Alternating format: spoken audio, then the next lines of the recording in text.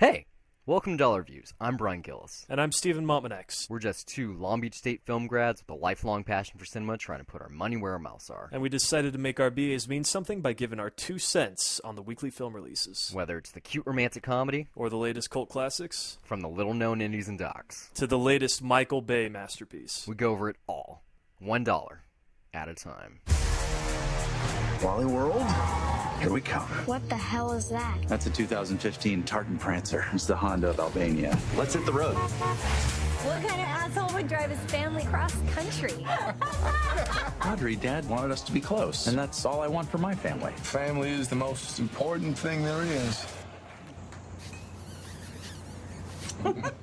So this is the latest installment of Reboot, in the worst kind, the John Hughes version. Were we really asking for this? I don't think anyone wanted this. I mean, don't get me wrong, that first trailer, well, maybe not the first trailer, but the final trailer was really fucking funny. The Chris Hemsworth dick stuff, the sewage, the kids hating one another. The problem is that almost all that material... I'm biting my tongue right now, just holding back right now.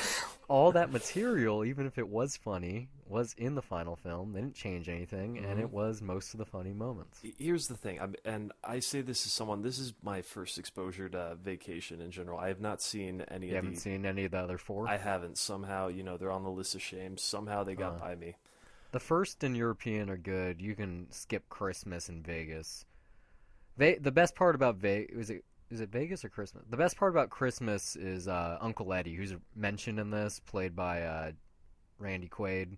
Best part. But, the first two are the good ones. And I hear Christmas is an all-time classic. I'm going to have to... I haven't seen Christmas in a while, so I can't really remember. I'm going to have to cross them off. But anyway, I'm coming at this as someone who hasn't seen any of these. Mm-hmm. And you didn't need to. Okay. You weren't missing anything. No, but here's the thing. For comedies, just there's certain things, comedy's very subjective, and, not everything's going to make everybody laugh and da-da-da, and all that. And there's just certain things that I just can't, I just don't find funny at all. And was this film one of those? Well, let me get to that. All right, the short answer, yes. As far as why, usually it's a father character. In this case, it was the dad. I hate Ed Helms. Having a character like that who's just trying so hard to please whoever else is in the group, like, in this case, the family, failing miserably at it and just being so happy-go-lucky the whole time. I can't fucking stand that. It never works for me. It worked with Chevy Chase because he's fucking funny. Even in his small cameo, he's funny. Okay? Ed Helms, I just don't like him. I liked him in the first Hangover like everyone, but The Office, the Grand Rapids, any of the films he got because of the success of Hangover, just not a fan of looking at him and thinking he's funny. The two don't work. He looked good with a tooth missing. Good thing that's realistic. He does actually have a missing tooth. Too bad he can only use that gimmick once. Yeah, don't like him. I mean, yeah, no, I see what you mean. Like, it seems like that's his stick, his shtick, is being the guy that's just so, happy-go-lucky, but he's not actually happy. And very desperate for attention and things going his way, and that's something that doesn't work for me at all. You know what, I mean, let's just throw this out there. Yeah, I hated this movie. I didn't hate it, but I was shaking my head through a lot of it. I would rather see Pixels again. I'm almost there. I'm almost at that point, yeah. And the reason why is because at least I enjoyed the action sequences in Pixels. But yeah, I really was just... The CG in this movie was so horrible. You know what? In defense of that, it's not supposed to be realistic. It's done for comedic effects. So in that but even aspect, still, it works. Man. It works. It's just the jokes don't... I don't know. It was written bad. Even like I said, if I hadn't seen the trailer... Any of the trailers, I'm sure I would have got more laughs out of it. Because I thought not all of the Chris Hemsworth material, but some of it I thought was really funny. But like Leslie Mann and how there's so many A-list comedians in this film, like Nick Kroll and Michael Pena and Caitlin Olsen from It's Always Sunny, not to mention Charlie Day, also from the same show. You got a lot of people for no reason. Or like Ron Livingston, it's about the family. and you got these like almost A-listers surrounding them that have no reason to be in the film. They don't bring anything to it because the script's so shitty, and that's what makes this really sad for two reasons. One, it seems with the way it ends that they're trying to set up European Vacation, and two, the writers directors of this film, John Francis Daley and I can't remember the name of the other guy, they're writing the Spider-Man movie. Which you're excited about. I was excited, now I'm not, because this was written poorly. Almost every joke I saw coming a mile away. Like, I mean, every single joke here, it's a joke that we've seen before in something else. I mean, that's why it's not funny. Seeing someone trying to erase a graffiti of a dick and doing motions with their hands. As if they're jerking off the dick. I laughed at that when I was 9. I still laughed because I like dick humor. I do too, but I'm just tired of seeing the same joke. I mean, the whole the one thing they did in this film where they try to change things up, where having the younger brother being the bully on the older brother, it didn't work because his lines were really bad. Like I like the romance that they try to get going on between the older brother and the random girl in the other car. I like that stuff, but that wasn't enough for me. The internet doesn't know because our Batman Forever commentary kind of failed. But I talked about Kiss from a Rose pretty extensively in that commentary. I was surprised that was actually what that was made for. Yeah, right. And I was actually thinking about the lyrics, and it's like, there used to be a grain tower alone on the sea. It's like, well, the Riddler has this thing on the sea. You became the light on the dark side of me, Val Kilmer, like whatever. It doesn't matter. Even that stuff, it could have worked. Why'd they have to do it 3 times? Why did the Vacation theme song? Why'd they use it like 4 times? Did they not have clearances for real music, or? I don't know how this, if there's any fan service going on in this, I'm completely oblivious to it. I got, the old car. Yeah, that the old much, car, I could tell the that was a song, reference. Obviously Beverly D'Angelo and Chevy Chase. And then the fact that they, the old car and the new car, it's the same thing. They couldn't get a regular car, so they had to get this weird foreign thing that has too many things.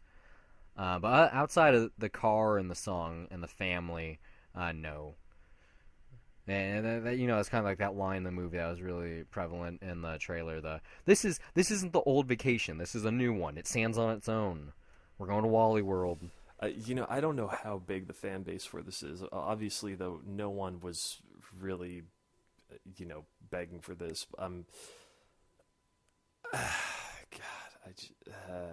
There's not much to say about this movie, no, there is, except that you should avoid it. There really isn't, there's nothing funny here. I wouldn't even go as far as, just to compare this to some, Pixels, because that's the most recent comedy I can think of, and those are already, my 2 least favorite movies of this year so far. I don't know what's worse, because Pixels, At least Pixels is original. Yeah. It's adapted from a short film, but at least it's original. But then again, it's using licensed characters from 30 years ago, so is it? I don't know what's worse, though, is having lazy humor where you're just not even trying, or in this case where it's just so desperate for a laugh. It's trying so hard to just get a laugh out of you, but it's just nothing but jokes that I've seen so many times before, and it's just, it's going with a familiar formula, and I don't know, it's just... there's a puke joke that's not that funny. There's shit jokes that are, I just wasn't laughing. My crowd was. Yeah, my crowd was laughing a lot. I was still laughing. It's just, and clearly like I said, it's working for somebody, so it's doing some right. But friend, just for me, I was just dying in there. By the time that the end credits started rolling and you saw the photos at the end, I got the fuck out of there. I stayed. I just for the couldn't credits. take it anymore. I stayed for the credits just because there was actually a pretty good Mark Smothers song for Wally World. It was the Wally World song or whatever. It was pretty funny. Yeah, not worth sitting through. But a friend I took with, I turned to him probably 3 or 4 times during the film and just said, "This is gonna happen." Ruined a joke. I was like, "This is gonna happen," and I was right 3 out of the 4 things. And the 4th one, there was no payoff for. So I think it might have been the script and it didn't make it, or they're waiting for the sequel. But I don't know. I'm a tough critic. You're even tougher, and there was some fan service there for me, and there obviously wasn't for you. But yeah, if I hadn't seen the trailer and I went into this blind, I think I would have had a much better time, especially with my audience. But I don't forget trailers, so Yeah, well, let me ask you this, because I know you've seen the other movies. So how, just as far as not it being a road trip movie, but just as far as the style of comedy, how similar is that? not. This is the hard R raunchy stuff, whereas the vacation films in particular, the first is a John Hughes family film. It's family fun entertainment. I mean, there is like a sex angle. I remember in European Vacation, Chevy Chase, he gets his like home video camera stolen, which they're making a sex tape with, but you don't see anything. Like, it's not even risque. It's just hinting at something there. Um, There's like a pretty funny scene with John Cleese, and it's kind of like a Faulty Towers riff. Whereas, yeah, this is the Judd Apatow comedy. Let's try to do that shit. Not even a good one. Yeah. Well, I mean that you know who John Francis Daley is, right? He's right in the next Spider-Man, right? Well, no. Well, where he comes from, he's the kid from Freaks and Geeks. Yeah. He's also on Bones now, I believe. But yeah, he's the Freaks and Geeks kid. So it's disappointing. Yeah, it sounds like, I mean, so just because I haven't seen the other movies, but I don't know from what I'm hearing, it sounds more like, okay, the other ones are not rated R. No, they definitely aren't. Which, They're by the way, PG or PG-13. I'm kind of shocked that this one is, because it's hard. I mean, it's a hard R reboot, which is weird. I guess there's things you could say where, yeah, it's rated R, but I don't know. I didn't. Maybe I'm just desensitized to the rating by now, but I didn't feel like it earned it. I said fuck a lot, and during the credits you do see a penis. What's the big deal with fuck? We're already seeing. Well, I mean that's that's the rule. The word shit in a movie trailer. I don't make the rule. That's pretty soon. That is the rule. Yeah, but I think I don't know if I have to guess like as to why the older ones work. It's because it sounds like, okay, they don't have the R rating and they're pushing what those ratings can do at that time. They're pushing the boundaries here. It's John Hughes, man. It's before he sold out and did Home Alone. It's it's good family fun. Yeah, the first one especially. Yeah, I definitely recommend. Well, I imagine that watch... shock value works there too, because they're at least pushing the bar a little bit, right? It's not even that. It's just it's good physical humor. Like, there is a couple jokes in this that they borrow, but it's the same movie. It's just not as good. It's a family going from Chicago to Wally World, which is Six Flags, which is a Warner Brothers theme park, basically. Yeah, it doesn't work this time around. And I wasn't expecting it to, but I did get the laughs. And since I did see it for free, it could have been a lot worse. But yeah, it's just Pixels. I'm with you. Pixels is a better watch than Pixels this. has fun action. Like there's at least that. I can at least see something that looks cool in 3D as well. I mean, here. What else can we say? Just fuck this movie. I would have loved for Anthony Michael Hall to have been casted as Rusty. I think that would have been good. That could have saved it, maybe. Like, you can get the original kid. Yeah, that's Farmer Ted from 16 Candles, also the guy from Dead Zone. I think more people know him now as the reporter from The Dark Knight that gets kidnapped. But yeah, he was part of the Brat Pack, and this was one of his first big movies was Vacation. That's why he went on to do 16 Candles with John Hughes again. They kind of get away with it because in the Vacation films, the kids change like every film. The only people that stay the same are Beverly D'Angelo and Chevy Chase. So it kind of works in, if you want to call it, the universe, because the kids are constantly in rotation. But he should have at least got a cameo. I mean, it's not like he's doing anything else. Vacation, not worth $1. Not worth the stream. I mean, there is a crowd out there that was clearly enjoying this, but this is lowbrow, just bottom of the barrel humor. This is for people. If you went out and saw The Hangover 3 or The Hangover 2 for that matter, you're probably gonna go watch this, and it's the same kind of humor, and you're gonna enjoy it. I mean, sometimes you just need a simple lame throw up joke or a simple lame dick joke. I get it. Or you need to watch Chris Hemsworth doing poses for like 5 minutes, which is fucking stupid. Not funny. Like I said, that whole scene was in the trailer, so I already saw it coming. So That scene went on way longer than it needed to. I just didn't find it that funny. Again, desperate for a laugh, just posing there, just waiting for a chuckle. I don't know. It felt like pandering. yeah, this whole film's pandering. But like I said, what do you expect from a reboot of this stature? Nevertheless, I expect a good movie out of any movie. well, thanks for listening, guys. I hope it's been a pleasure. If you enjoyed it, you can find updates and when episodes go live on Facebook and Twitter at Dollar Reviews. You can follow me personally on Twitter at Brian Gillis, that's BryonGillis, and also under the same name on the lovely site Letterboxd, which acts as my film diary, where I rate the films I watch on an almost daily basis, write the occasional review, and even sometimes compile lists. You can also find me on Twitter at S_MTX, and also follow my film diary at letterboxd.com. My username is also S_MTX.